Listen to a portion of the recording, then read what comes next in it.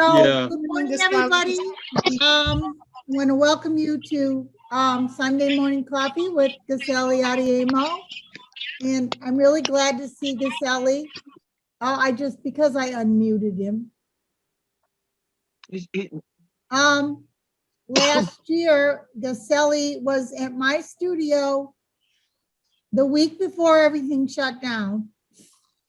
So, in fact, it was funny because it wasn't funny, but we were all still kind of like we didn't know what was going on. We were kind of making jokes about it. He was packing his stuff to move to the next workshop. And then he got the email and said, I think you were going to snow camp or snow farm. Oh, actually, I was going to John C. Campbell. John C. Campbell. And so he got the call. It said, nope, your class is canceled. And so he had to make plans to go back to Santa Fe instead of John C. Campbell. So this year's been a pretty crazy year. I'm hoping that we can have him back this spring in April when things get better. I have a few people registered and would love to get things going. Suzanne? So, yes. Suzanne, it's Betsy. Somebody's not muted, and you can hear their conversation or video or something. If everybody could mute while we start, it would be better. We can hear somebody in the background.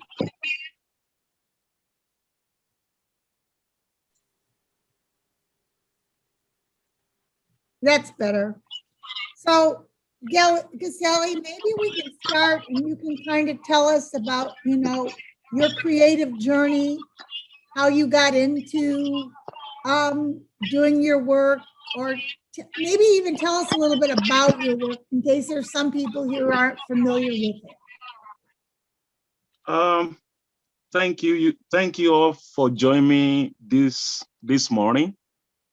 Thank you, Suzanne, for having me to be part of this this morning talk. My name is Gasali, and I'm from southwest of Nigeria, and I'm Yoruba. And yeah, my journey began since I was a young kid back home in Nigeria, because I grew up as a family of spiritual in my hometown of Ofatedo. And that is how my journey was beginning as a young kid. My father was a healer, and my mother is a midwife. So a lot of people ask me, when do I first introduce to Indigo? And Indigo is part of our spiritual, how things was beginning before we even think of use the plant to dye the fabric when I was a young kid. That is what really I see when I was a little kid back home in my very young age, when I was a little kid. And I start from there, but I thought I'm gonna follow my father's step, which is my brother right now. He followed my father's step as a healing person, as a medicine man. And yeah, my mother, she just selling beans cakes, she's selling all kind of things in the village. I can help my mom to survive as a young kid. And that is how I carry my life from there. And then, so it's quite a journey, and I still love, because a lot of people who I speak to this morning, some people know I live in Santa Fe, but I did go home every year because I love to be back home, because a lot of people back home, I like to reach out to them because I like to let them know this is our identity. You can see how I dressed this morning, especially during the Black History Month. That is what I miss right now, because I go to a lot of school programs and talk to the young kid, and how the tradition, how the culture, how the, how things were so important in my culture, where I came from. And my journey starts from there. According to a lot of questions Suzanne wrote, she sent to me. So if I'm no artist, what do you like to be? And what do you like to do? So I grow my own food back home when I was a young kid in Nigeria. So I have a lot of things in mind. So, but artistic of my career. So it starts when I was shifted from home to be part of another group. So that is why I call myself a street artist. It's on my bio. Please check my website. The new website is called Yoruba Indigo website. So you can see more about who is Gasali is and where I'm coming from, and then where I'm trying to go from there. So the journey is very interesting.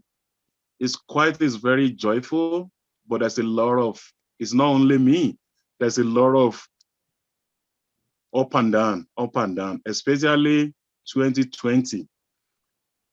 You know, that's why I say it's a joyful story, but at the same time, I lost my mom last year. I was so blessed because it's my mentor. That is why when I go home every year, I sit next to her feet because I always tell her the reason why I come home is because of you. Because I have so much, I want you to give it to me before you go. That is what I'm gonna share today. Why the indigo was so important. What is the message? Why do we use indigo? Why is so connected to spiritual purpose? Even the fabric himself, and the same thing with the plant. Why do we use as a spiritual, as a healing? So thank you, and please let me know if you have any question and you'd like to know about my indigo, especially my Adire technique with tapioca, cassava, and batik and tie-dye. So mostly it's not my improvise, as I said. It's what I see when I was a young kid. What did it represent? There's a message behind it along the side of the design.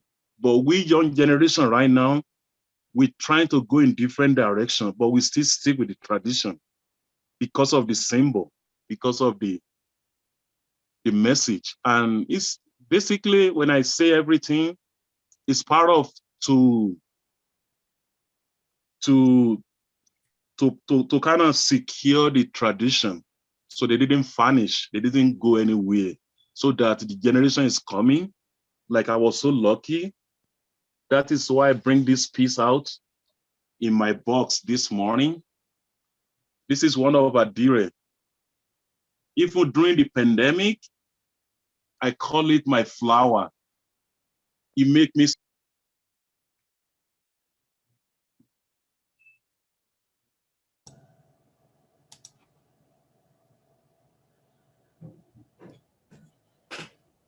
Sorry, muted again. Yeah, he got muted again. Let's see if I can let him know.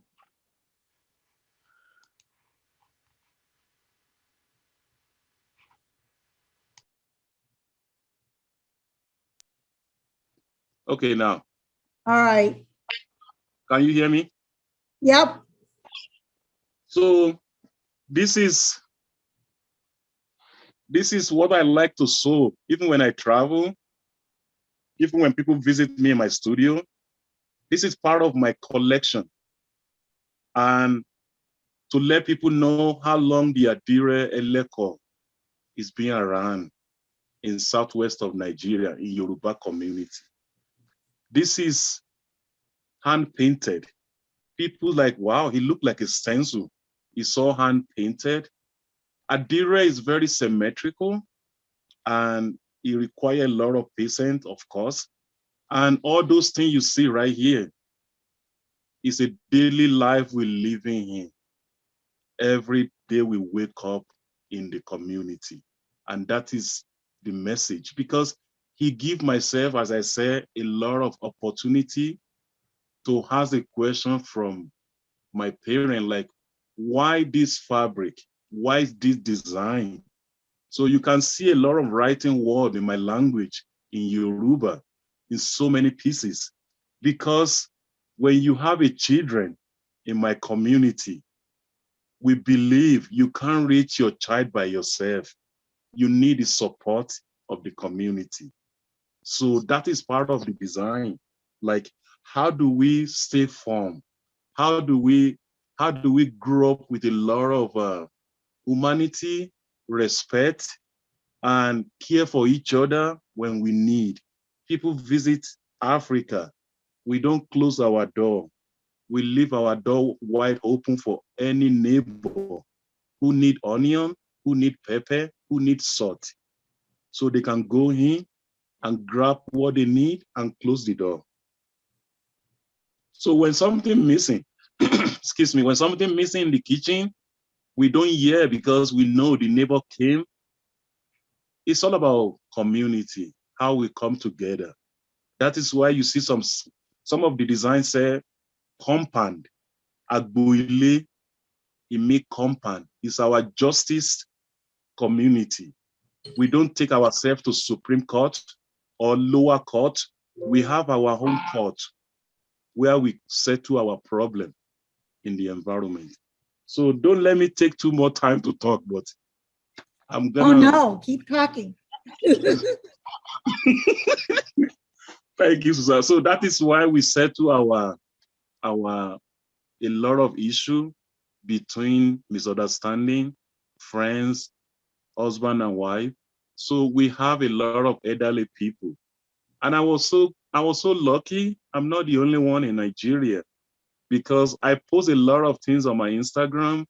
My great-grandparents, who I was lucky to know when I was a young kid, because when I finished from school, I always stop at the grandparents first, because grandparents always have something goody, like something your parent doesn't have. So you stop there, they give you something. So people always ask me, Gasali, why you always thinking about people they are not with us anymore? I always celebrate people they already left this planet because they mean a lot to us. So even my mom, she's not with me anymore, but before I go to bed, I create a little altar in my house for my mom with my dad picture. Even if it looks straight behind me, you can see a little black and white. That is my dad behind me. My mom, I was looking straight right now in front of me. You can't see her. So those are our beliefs. Since my dad left me 27 years ago, my mom just left. I have a blessing. It's all about dream. I see my mom now a lot because we have so many conversations. What is gonna happen next when she's left this planet?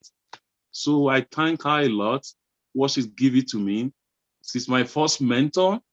And then growing up back home in Ofatedo, my village. So then I step out to meet a wonderful friend. And that is how I connect. People, they read my bio, they say, oh, so you know Nikkei Center for Art and Culture? I did. Nikkei, she's one of my another. Sometimes people give you life. You don't call them your teacher, your mentor. You call them your mother because they do so much in your life. So I go to Nikkei Center for quite a while. I spent like 10 years and to go further about what is behind of artistic in Yoruba land. But when I was in Nikkei Center, it's not only about Adire, it's not only about batik or tie-dye. There's so many techniques you can learn. But the reason why I choose the fiber, because I saw Adire in my home compound. We don't wear it as a dress in the olden days, according to my mom. People sleep with it as a little piece of fabric. And I saw my brother of my mom, my uncle, when he wake up in the morning, that is what he wrap around his body and he tie it around his neck. when he wake up to brush his teeth. And then that is the old piece you see right here this morning. It's not being used. After they use it for some times, they throw it in the box.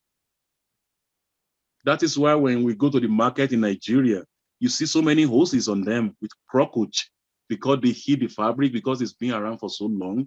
And when you don't protect it very well, the cockroach or any bug, they can go there and eat the fabric. So basically, for me, I try to move forward how Indigo can keep. That is why I call it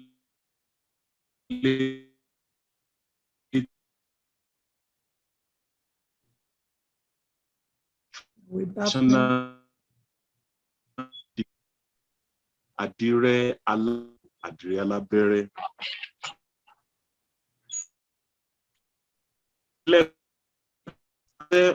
What Adire? Adi. And I spoke to my grandparents back in 1990.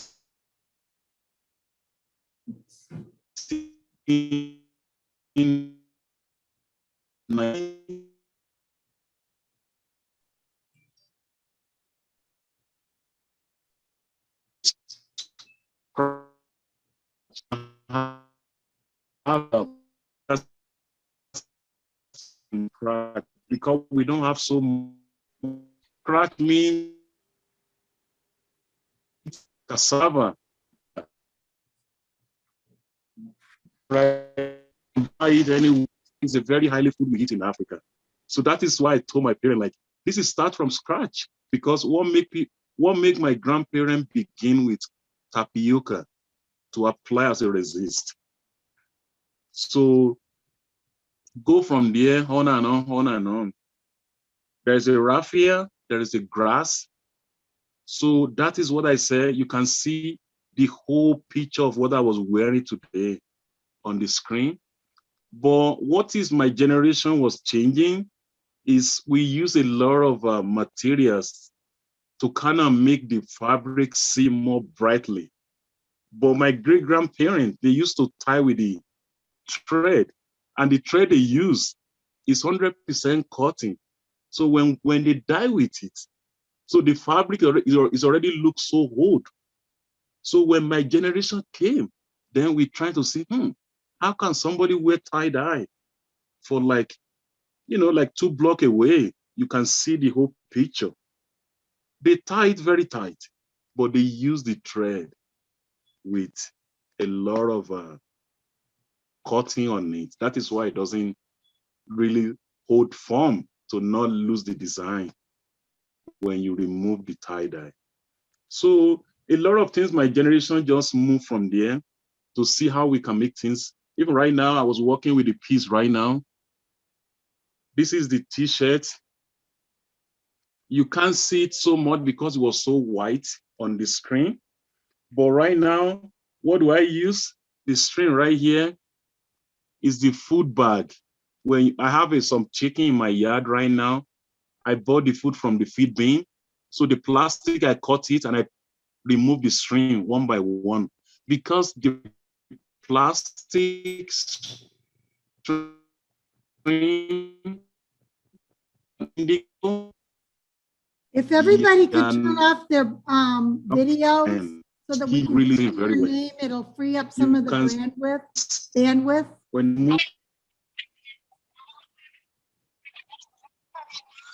Thanks. Good idea. Yep. the tie from the same t-shirt here. And you might not see so much. When I tie it, there is a rope right here behind me. That is why I begin with, and it hang up to my table. And then that's why I move my hand. And I have some little one I just begin with. You can see a little flower. So tie-dye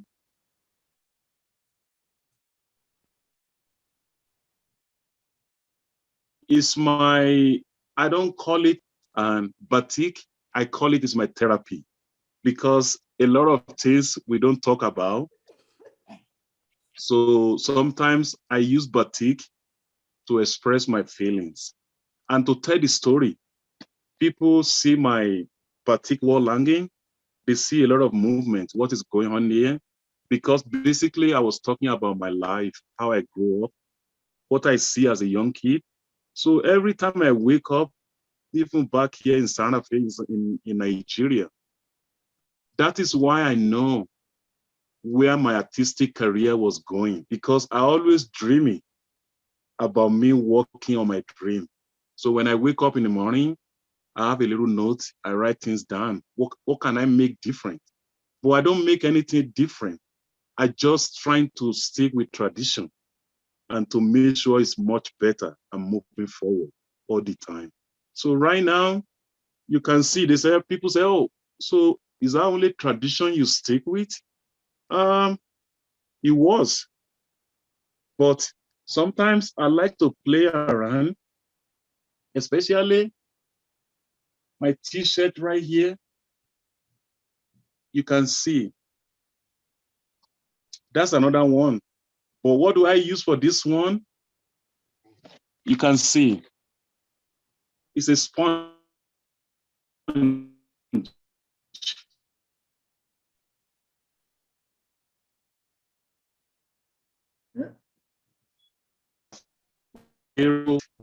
To create a design.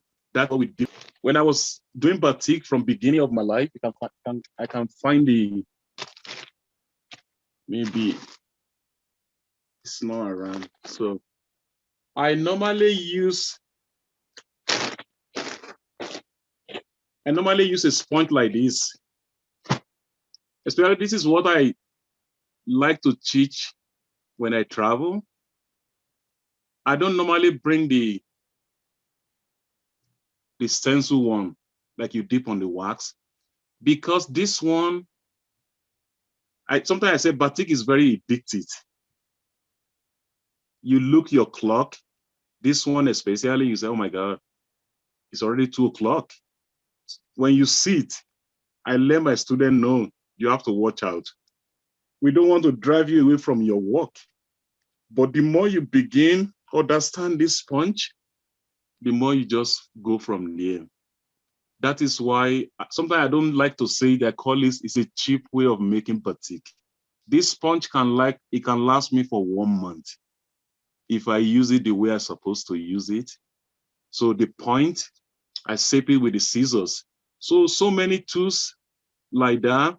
That is why I say, to my knowledge, artistic form, beginning in Nigeria, in my country, it's not only Nigeria. When you go to Ghana, when you go to Mali or Senegal, or any part of Africa, it's all about the recycle.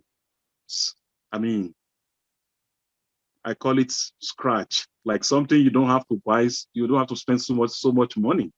That is why even back home, we use our used clothes like a white Muslim. But after that, the brocade came, which is with a lot of woven in between, more fashion to use. So before, it's all about only white cotton, white Muslim, 100% cotton. And things kind of start to upgrade from there. But So my really joyful, go ahead. Gasali, what kind of foam do you use for your sponges? The foam I use, I bought it at I go to Johan. Sometimes I go to Michael's. But when you want to get your foam, you have to get the one is very firm, like it doesn't have so much hole. It's very tight. And when you press it, it's kind of very, very fluffy. It's not too like scratchy, because when you dip it in the wax, it doesn't drip so fast. It holds to the wax very well. You can even see the one I'm not shaping yet. It came from the same form here. So you can buy it in any, go ahead. Oh, can you tell us a little bit about the motifs that you use, the shapes and the design? The motif is saw the combination of, as I said from beginning, of daily life basis we live in to protect, I mean, to preserve the tradition. The motif, they all beginning how things was bring together in the community. For example, we have a design, it's called Ibadadun.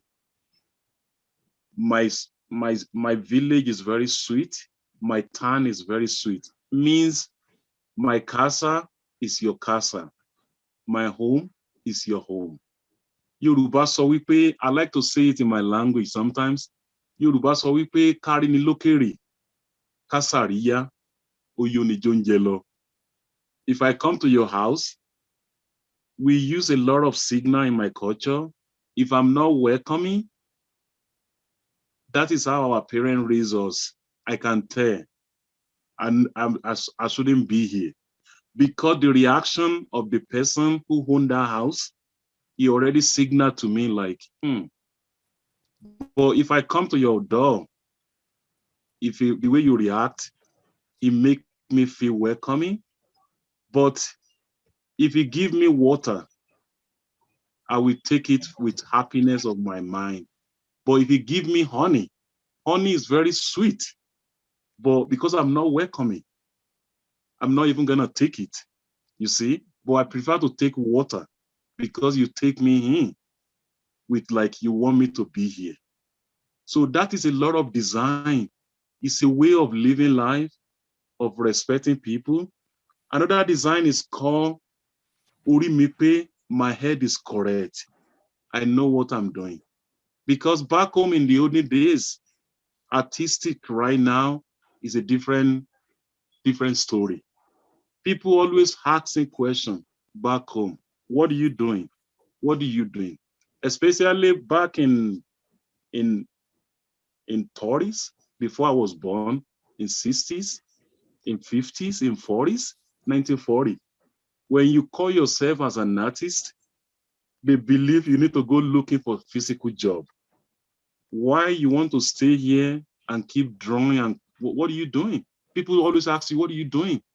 That is how the design come up. What are you doing?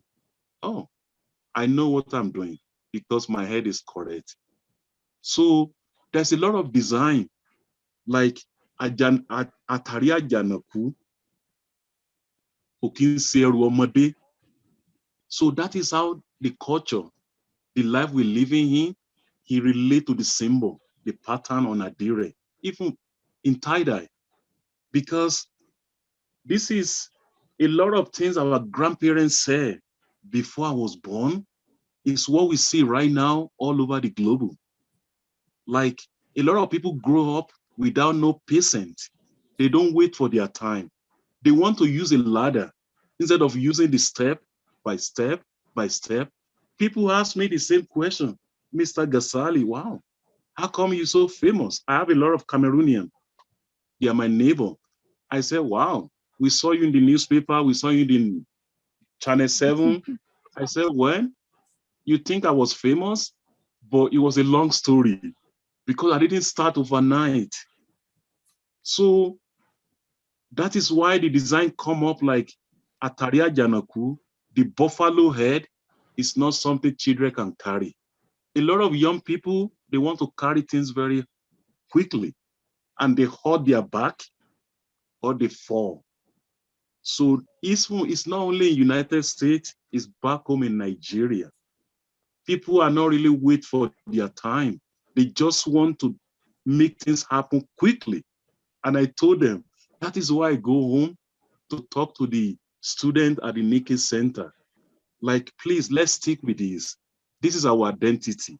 When I was a young kid, when I talk to my student in school, I don't carry identification. But when I came to United States, I have to carry my identity. When anybody stop me, oh, you live in New Mexico. Oh, you live in Santa Fe. But this is my identity. My indigo hat, my indigo tie-dye shirt. When I travel in the airport, when I take off my jacket, people say, oh, wow, welcome. Oh, you're from Nigeria. How do they know? because of my identity. They see my dress code. And I love to be a Yoruba. I'm very proud as a Yoruba. My language is Yoruba. And then the culture I grew up with, which is Yoruba. Then we have Igbo, then we have Hausa. So how do we identify ourselves? This is my identity. And so on and so on and so on. That is why I'm very glad we still protect, we still preserve the culture. Because as I said earlier, the reason why I call it tradition, he combined the whole things you can think of in the environment of Yoruba land, where I came from. And that is what it represents, include the symbol, the design. And then there's so many design. Igioye, Chief Francis. Go ahead. So Kate wants to know if you see any symbols in America that carry meaning, like symbols in your culture from Nigeria. I saw the symbol here because I live in native land here in New Mexico. There's some people do the pottery, like a clay pot, and I saw the design they use to design their clay pot and what kind of symbol they put on it. Because to the question they asked me, I was in Oaxaca, Mexico last year before I go home. Toward the end of 2019, I mean 20. So then I went to Mexico City. There is a place called Anthropology Museum. I was there, it's huge. And to the questions they asked me, I thought we all like spider web. The life, even from Africa, the traditional, in native land, Spanish places, we all the same. I see how they cooking, how they preserve their food in the olden days, how they grind the tortilla and corn tortilla, the same thing in Nigeria. So when I see how they set up the room, how they do a lot of things in the house, so the symbol in the native India, native where I grew up, when I visit the reservation here, the Pueblo, toward the Espanola and Paus, there's one toward the Albuquerque. I walk with them and I see a lot of things like, wow, Gasali, welcome home.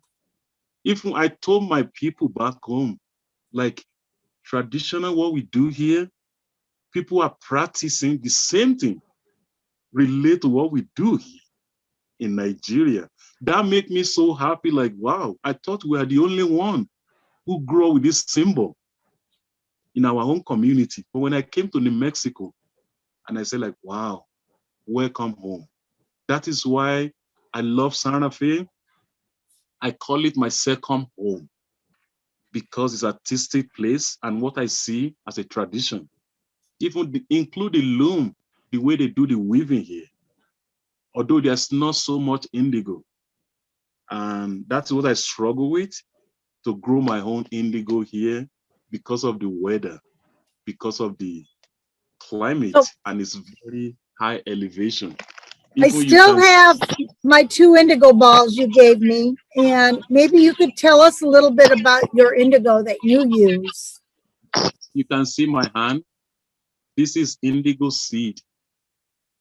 I try to reach out to people. They live in the warm weather, like Florida, like South Carolina, who can do a little, what do they call it? The garden they grow inside. Because I bring this from home, I try to grow it here, it doesn't grow. I just shipped someone to someone like a couple days ago to try it, to see what she think. Because I like to sow the fresh plant himself. When you rub it to your finger, everyone bring to Nigeria. It's like a chameleon. The way you look at it, like in two minutes, your finger was trying to turn to the blue. Could you say your question again, Suzanne? I have your indigo balls, and I was Oh, wondering my if you could indigo. tell everybody a little bit about the indigo that you use. I use this is, I call with, as I say, Yoruba indigo. Yoruba indigo. It's all about the plant himself. And what I always trying to break through about why it's only about this plant. It's not only this plant was exist in my community. There is a two different kind of plant. One is called Ijokun. One is called Elu. Elu is real. Ijokun is a fake. When I was a young kid, we used the same not real indigo one, which is called, it grew like a beans vine. And then when we want to do our writing board in the school, that is what we soak in the water to paint the whole writing board with the chalk. So we can see from far away when our teacher was writing, that is the fake one. But many years ago, that fake one in century was exist like a real dye. That is why we sing the song, Ìjòkùn o, wọ́n ṣèṣe ẹ̀lú aró ló láṣọ, Ìjòkùn o, wọ́n ṣèṣe ẹ̀lú aró ló láṣọ. Ìjòkùn is not a real dye, ẹ̀lú is a good dye. We use that song when somebody doesn't behave, somebody doesn't want to put their hand where it belongs to. That song make people come down like, you need to behave because you are not real. I'm a real person. So you see, dye himself, the color, we use it to teach a lesson in the community. Indigo in Nigeria, I don't have a farm. For people being to Nigeria, indigo grow wide by himself. But the what make me so happy is I don't have to buy this. I don't have to import this from Nigeria. I just take the basket and go collect as many as possible. But I want people to notice, when you visit Nigeria, you can find this in the open market. Before you buy it, even the people they sell it, they don't think you want to use it for the dye. They say, oh, welcome. Who do you want to heal it today? I said, oh, I'm not healing anybody, but why you need so many? When I was home in Nigeria last year. Oh, I said, I want to use it for dye. He said, why can't you go get it in the forest? I said, when? I just kind of don't tell them I live here in Santa Fe. I came from United States, of course. So my point is, when you want to buy it, they say, oh, why you don't, what do you want to use it for? Because they don't think you're going to die with it. They know there is a medicine you want to make as a soap to shower with, to clean your energy. So that's what I say from beginning. Indigo I've been using as a tradition, as a medicine, before even we ever think about using it as a dye. And the plant, it grew like only 2-3 feet tall with a purple flower. But we don't normally use the whole leaf. We're looking for the young one on top, very fresh. When you find it, you have so many liquid. And this one, when you open it inside, it's already have a wood ash for alkaline. Many years ago, before the soap, all kind of soap we use right now to take a shower, wood ash is what we wash our clothes with. We still have that right now in Santa Fe. The place was called Los Gondrina, here not far from my house. When you go there, that's what I said earlier, traditional life is not only in Africa, it's all over the globe. When I saw them washing the clothes with the wood ash, I said, wow. So because they want to dye that fabric to their native color here. So what is wood ash does, it's just help the fermentation. When you dye that fabric himself to that color, the native color here, he absorb it very easily without not use any chemical soap. The same thing at home. That is what the wood ash does at the as a fermentation. But I could not reach to my bag right now. Someone just gave me a huge bag of the wood ash. I strain for my alkaline, but it just need to sit for 5 days. You can taste it. The fresh plant himself, when we cook the beans, the red beans or white beans, we throw the leaf in the beans. It helps you have a less gas when you heat it. People say, oh, when you drink indigo tea, is it turn your stomach to blue? I can see it in my tongue, but of course, in my bio, it's a medicine, it's a healing. Even indigo fabric himself is a medicine. I saw my parents, they just rip a little piece of fabric of indigo, they put it on the fire, the smoke. When people have a diarrhea, or when they're trying to go to the bathroom, they kind of constipate. So they blow that smoke toward where you have a little issue. So when that smell, the fabric and the indigo smell, they penetrate for 3 or 4 days. And nothing go waste in indigo processing. After we use the indigo, we dye with it. People ask me, what do you do to the rest? Nothing go waste. We don't even throw it away. People like my brother who stick with my father's step, he took his little big bottle. He went to the indigo dyer to collect leftover of the indigo liquid. And I asked my brother, like, why do you have all this in the house? He said, every medicine man, they need to have this in the house. Because if you follow me this morning as I'm going, you can see how it relates to the traditional, to the life we live in here. The reason why we have the indigo liquid, it doesn't really pick up the fabric anymore. When somebody hit poison in Nigeria, the first thing they reach out, we call it okusu. Okusu means the leftover of indigo dye. It doesn't absorb the dye anymore to dye with the fabric. The first thing you give it to that child or anybody hit poison, you hit something you shouldn't hit, it's kind of grouty your belly like you think you're gonna die. As soon as you drink a little cup of that okusu, which is the liquid from the indigo, then you can see that person. They let him sit for a little bit. You can see his eyes is coming down. So, because nothing really go waste, okusu. And then the stem, you see I was holding, I was home 10, 12 years ago. Her name is Mary Lance.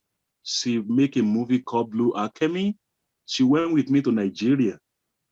Because I don't normally stick in my home village. I go to Ede, Osogbo, Ibadan, Abeokuta. So because the story you hear from every dyer is not the same to my community, I just like to see what is people gonna talk about indigo processing. So when we walking in, we saw this woman. She was dry this thing like my mother. She was dry it in the big tray outside the where is do the dye vat. So when we walk in, I was like, Mary said, wow, why did he dry all this around? But to make Mary believe what I said, let's ask the lady. Because I know the reason why it was preserve the plant stem inside the vat. Why is because the medicine man is coming to pick it up. So Mary said, why? I said, they use it for healing. But the question sometimes is like, why the medicine man shouldn't not get his own indigo in the jungle? Because there is a connection with indigo dyer as a spiritual to the plant. Because there is another thing we say, Iyamako Atiba, the first woman who helped us recognize what does indigo look like in southwest of Nigeria. We call it If I know how I can word it in English, we call it like we a gede, like churching, because we're churching. There's a plant you can talk to, they talk back to you in Nigeria. People say, I don't believe that, but of course you might not. But when you see with your eyes, people grab the leaf, they look, they open up, they close up, or when you put them in your hand, you see how they change. So all those things, he relate to spiritual, as I said from beginning. Indigo has been around for century before we die with it. But what I really break through for people is it's not only the indigo we had into the processing, but indigo is part of it. You travel in Nigeria, middle of the night, like 2 a.m., 12 p.m. in the night when everybody was sleeping, you just see the crossroad. They tied up the long tie-dye or just solid blue indigo fabric. Then you say like, oh my God, what is going on here? But what is going on is a symbol, is a sign of a secret society. Secret society is a group of people, they like to be secret and do their own meeting. So the indigo they tied up on the road, it was telling you, don't trespass. But when I came to this country, I saw the sign on people's house, like no trespassing. But we don't write it. We use the indigo fabric as a symbol, like, you need to stop. Then you turn around because something was going on. Indigo is a sign of a privacy of people who was doing their own thing. And then we respect that because it's part of tradition. So do you know what kind of indigo? Do you know what the kind of indigo they grow in Nigeria is? I believe it's called indigo vera. Indigo vera? Vera? Indigo vera. Yeah. Which is I don't have the English right now, which is it's a code vat. It's a code vat. And I was teaching at Maiwa in Vancouver 4 or 5 years ago. I've been there 3 times. So this sister, she took my class. She said, Gasali, I need the plant. My boyfriend in Lagos. I said, when? You know what I can do for you? Just send him to Sogbo. And she does. She went to the market.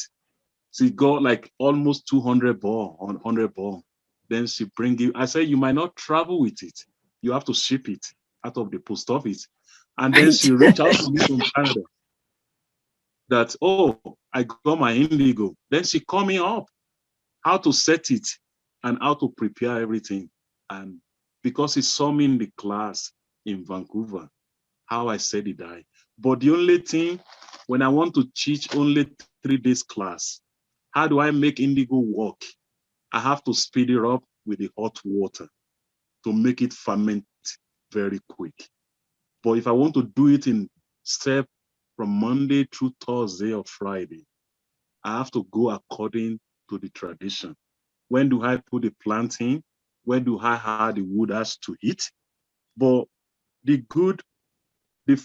funny thing is when I was in Vancouver, because they always invite me when it's raining, when it's so gray, because it's no sunny, nothing, it's just so kind of gray. So this person who was being like my assistant, she just saw me like I buy the banana and I put it in my backpack. He said, why do you keep banana in your backpack all the time? Then I told her the secret. I said, because I always came here during the rainy season in Vancouver. So when I look my indigo in the morning, they seem like they always sleeping. He said, oh, okay. So, and I peel all the banana, include the skin and the fruit, then I throw it in there. So what he does, even if anything contaminates in that pot, the banana is gonna help me right away. Let me grab something really quick. When I travel, I always have this stick. It's a skin. It's called a poira. A poira. It's like a beet. The beet we heat, we cook like a red beet. So this tree right here is like a iron. When we cook it, it was so red. When somebody wake up in the morning, your iron is very low. You feel like very nauseous. You kind of not move very well. That is what we're boiling. We pour it in the cup. It look like a red tea or something. Then you put a little tiny shot. And this is the same thing. When I know my indigo is acting funny, I just grind it like a little powder. Then I throw it in the little water. Then I add it to the indigo vat.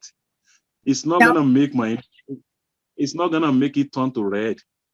It's just gonna put the iron back into my indigo vat. Even if I don't grind it, I can stick the whole piece of this. So anytime I travel, when I ship stuff to my teaching location, I always have this in my box at the same time. And I have so many here just in case indigo kind of, because sometimes people say, why all about clay pot? Why do they use clay pot? Because clay pot doesn't contain a lot of greasy. It doesn't contain a lot of spicy. When I travel, sometimes when people give me bucket or something, I always smell it in my face and to rub my hand to make sure there's no any oil. So a little things like that, that is why people visit Nigeria. You see, we always cover the indigo when we're done with it because the bird, they flew around all the time. They can have something on their mouth, like a seed. It can drop in the vat. Any little thing can contaminate and make it like, oh, why my indigo doesn't work? It's not your fault. You don't know maybe the soap you wash your pan with. It's very sensitive processing, but it's all about code vat. People say, how long this indigo lasts? How many ball do you need? The ball you see in my hand right now, I could not tell you how many plant lives in this ball. But if I want to make like 15 gallon, I need like something like maybe like 250 of this. But I don't normally use a big pot. I use a small pot. So when I use it with a lot, with a small water, he died very, very solid and very, very blue at the same time. Yeah, please let me know if you have any more questions. I like to talk, but I don't Yeah, want to. okay, so I do have some questions here and I'm gonna throw them out to you. So somebody said they've noticed a lot of your work on Instagram lately in color. Correct, correct. And I want to apologize to everybody for my echo. I don't know what's happening with the speakers on this new computer. What are you using for your color? For my color, the color one you see sometimes, especially this, you can see this shawl here. Indigo is the last color, but the shawl was pink. So when I buy the shawl, it was a pink. So when I tie-dye it, that is why I resist the pink. But the last color, it went with indigo. But what I want people to notice is when you look this, it look like purple, right? Because it's a color background fabric. So when you dye indigo on top of any color background fabric, it doesn't give you exactly indigo because color after color, it make indigo look like different shape. So a lot of color of my work you see on Instagram, I use that. Also, I use another color, it's called German dye. German dye is a reactive dye we use in Nigeria. The only place you can find it is a place in New York. If you call them, you say, oh, I'm looking for the dye because I use those in public school here. when they give me 1 hour to teach a class with the student, I tried the dye in United States, you have to wait for 2 hours. But that time, I could not be able to teach in school. So I use the dye. We call it German dye. It's a reactive dye. In 15 minutes, when you batik, when you tie dye, when you dip it, it's ready to go. And that is why when people purchase my work on Instagram, my fabric, my dress, I let them know I have to boil to cook the wax out. So the color is already set. Anything when you do it, but the only thing I let them know, indigo, it require a delicate to treat it. When you wash indigo, you wash it very gentle. Like what I was wearing right now, the indigo is not going yet. Even when I do program here in Santa Fe, people see my piece of my shirt I want to sell. They say, do you have the one you're wearing like this? I say, it's the same thing on the table. They say, no, that one, this one is dark, this one is light. I like this one. That is the beauty of indigo. The more you use it, the more the beauty is transparent. So people say, why your indigo was so dark? Even I work with a lot of people in New York and Los Angeles. They say, just do me only one dip to look like a blue sky. I say, okay, no problem. But our mentality is the more you dye it, the more you get rich, the more you can use it for a long time. But people say, no, I just want it just like that. So I just want to show you really quick. This is what keeps me busy. I'm working on this project. A lot of people know place in Los Angeles. It's called Dosa. You can see right now. This is what she wants. Just one dip. This is not even indigo, but she like it. But this is indigo. One dip. This is 2 dip. So it's possible. But what I let her know, she want to use it. You can see the whole combination of 3 pieces: the dark, the light, and the other deeper more. So we call it constellation. That is the name of, she came to my studio here to see what I was doing. And that is why she picked all those, what I was working on. So she kept me busy during all the COVID. Even right now, I'm still working on the project for the online fashion she's gonna do this year. But the deadline is coming soon. So it's just people I work with, they choose from my fabric. They say, no, I like your design, but I don't want to be too rich. I just want to be like. So if you see anything on my Instagram, those color, it could be background color of the fabric before I dye on top of it. That is why I make like 2 color, like red, like blue, like green, like blue, like purple, or stuff like that. But the fabric I bought, it was a color fabric. But like what I was wearing right now, I start with white cotton, of course. So before you see the polka dot on the tie-dye. Any more questions? Let's see what else we have here. Did anybody else have any questions that they'd like to ask Gasali?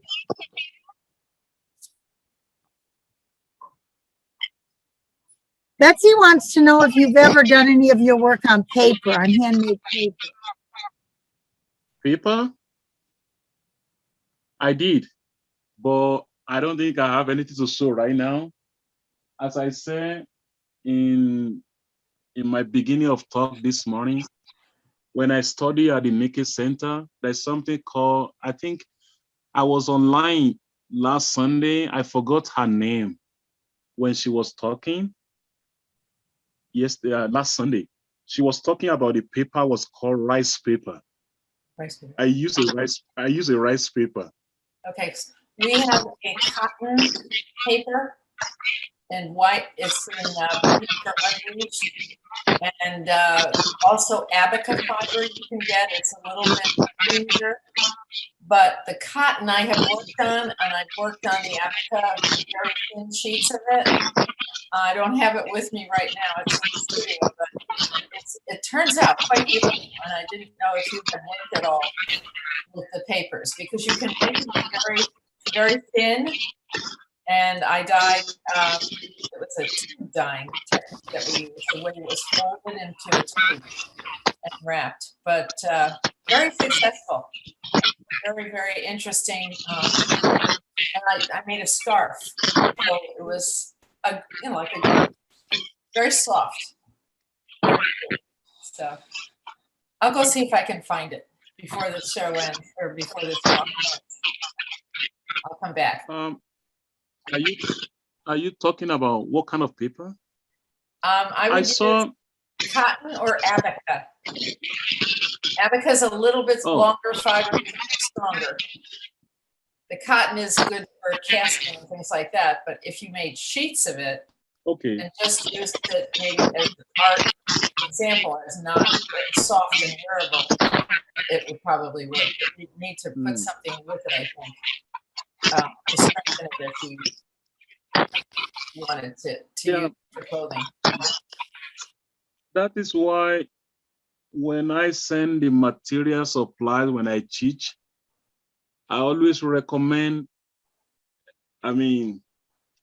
basically I use the brocade, which is it's called Guinea brocade.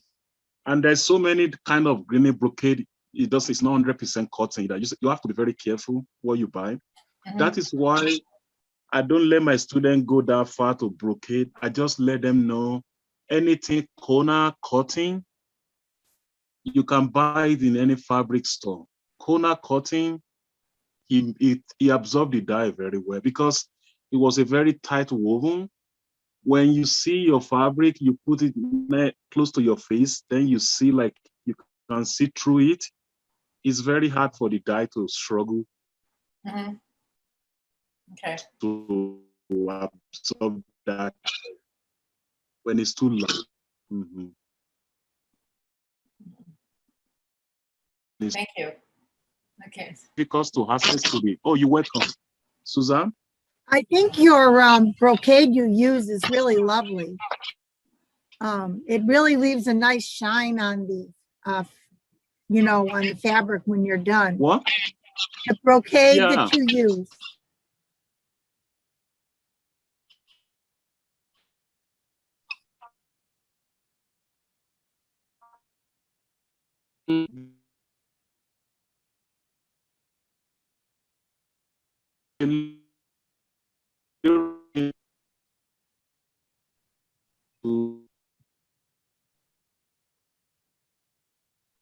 The indigo, the soul, when you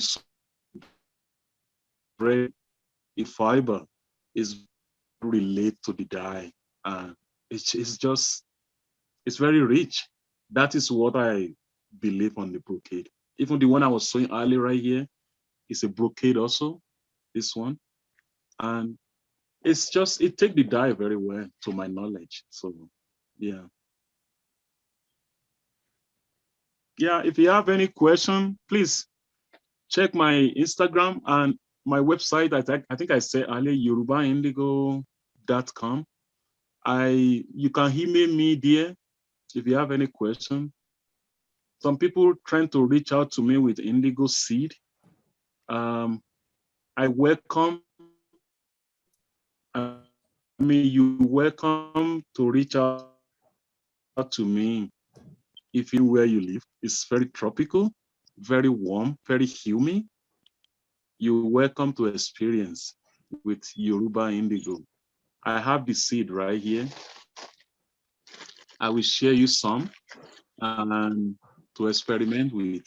But to let you know how long I've been struggling to grow the indigo here, when I flew home from Atlanta to Lagos, it's direct flight. So when I try the seed, it doesn't work here because of climate. My brother Dauda, he helped me get it. We dig out the root of exactly the plant, because that is how it grow back home. The root, when they from everywhere, they pop up in the ground. I try to use that too. Then when I came in here the same morning, left Nigeria in the night and land in Atlanta in the morning. As soon as I get home with the rich soil wrapped in the plastic, I stick it in my pot in my studio. I put the heat in. 2-3 weeks, I don't see anything pop out. So I said, oh no. But the only place we do that and it grow, I don't know if it still survive. People know this very nice person. She live in South Carolina. I think now she moved to the town very close to Beaufort. Her name is Arian Kinkoma. So she visit my country back in the day. That's how I met her, and I've been to her place. And we grow a little indigo in a little pot because South Carolina is very tropical and it's very, very warm. So that is only place I experienced to have, because there's indigo in South Carolina too, but it's a different plant when I used to go there to work with her. So Maybe you could send some seeds to me and I'll plant them in the garden outside. Oh, here you go. please send me I have your address. Yeah, I will you put have, it in the little envelope. Suzanne, yes. I have two things. This is the soft paper. This is the handmade paper that I did an indigo tie. It's an indigo tie technique. And it's very, very soft. Can you Yeah. see that? I don't know if Oh, you on can. my, Can you see that? I can't see it in my screen. No? Oh, it's I think on. there's, I don't know how to make if it. I can, Oh, thank you, Kibibi. That's a, Chastain is where Arian live. Oh yeah, I saw it. this is handmade paper that I made very thin. Oh, wow. So that's that one thing I that want. is the paper? Is that the paper you're talking about? Yeah, well, I think this might have been Costa. I'm trying to remember where we made it at the Morgan Conservatory in Cleveland, Ohio. You might, if it's a paper making, book art, printing, a lot of different machines. I'm going to send you the information about the Morgan Conservatory where I made this. And I'll see if I can find the teacher who was teaching that workshop. My other question was, I have, there's a man in Lafayette Hills, Pennsylvania that has these plant towers. You see them in airports sometimes when you're traveling. They're long tubes and they have lighting with them and everything. And they self-water. They're not inexpensive, but you might call and talk to this gentleman and find out if he could make any suggestions if you could grow the indigo plant in one of these towers. You use them inside your home.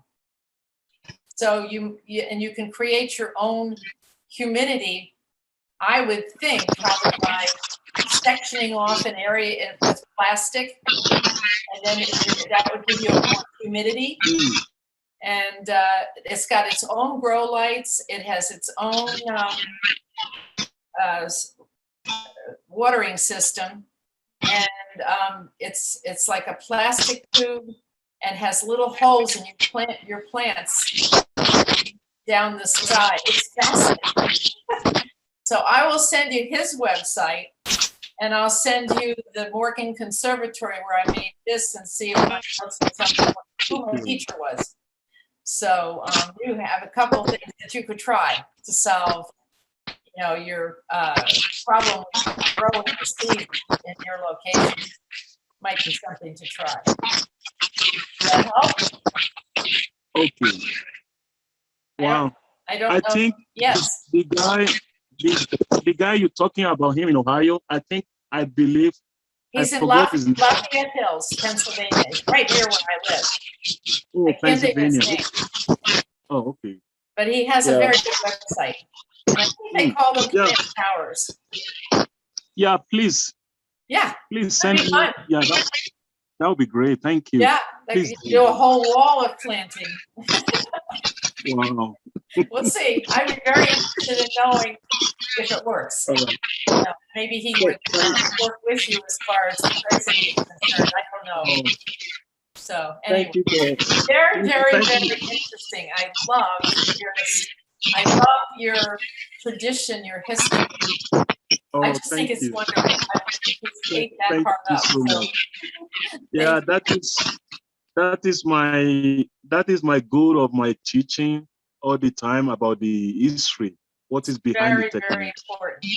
That is Very, very what motivates me and in the class, because I have to write everything on the wall so people can see the name, why do we call this, why do we call, and what is the message behind each design. We're gonna run through, and it's just, that's why I say I call it traditional.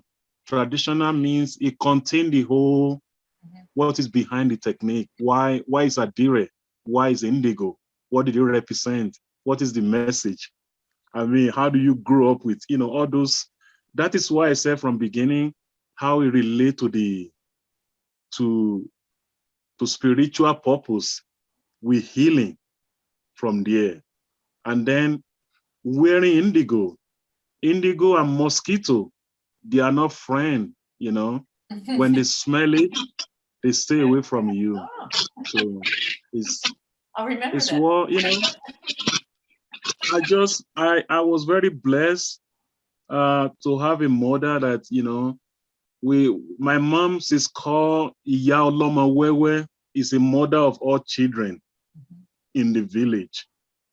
So he healing a lot of young little kid. When little kid was growing up, they start to growing the teeth. So they kind of have a fever, they kind of breaking up, and they can't sleep all night because they are growing the teeth, they're trying to grumpy. So when I have my children, so when I went home, if I still have the soap, the black soap with all these things combined together to take a shower for my kid. So when they're teething, they don't have any fever, they don't get sick, because that soap we shower for them, it make them calm down and sleep very well from being I wish I'd teething. known you So when all my those things children like that. I would have been It's very all helpful. Thank you very, very much. If Thank I you go so to much. Santa Fe sometime, I'm going to look you up again. Yeah, please, I love Santa Fe. they still debate if they're gonna have I think we might have the full cut market again this year, but it might not be a big crowd. So they're gonna do it like for 2 weeks. So like small group of artists. I'm gonna be in the first one, then they're gonna do the second one for another artist for the full cut. So they should decide like in a couple months, they're gonna let people know because of the virus. So how they gonna make it happen? Yeah. Thank you so much. Thank you, Suzanne. Oh, you're welcome. Thank you for coming. Thank you. Oh, my pleasure. This is a wonderful thing to do on Sunday morning. Now I go to church. Oh.